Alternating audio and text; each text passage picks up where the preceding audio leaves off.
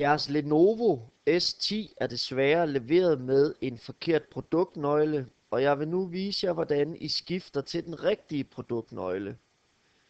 Klik på Start og find Computer. Højre klik på Computer.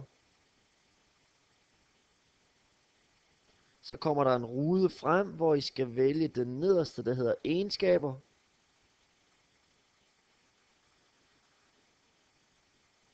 På næste side går I ned i bunden og vælger Skift produkt, nøgle.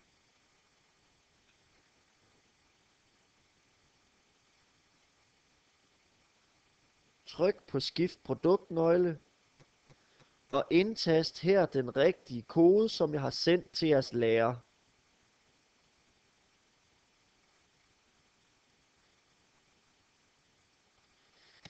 Når man har tastet hele koden, så trykker man på næste, og Windows vil derefter aktivere sig selv over internettet, og jeres system skulle fungere upåklageligt. God fornøjelse.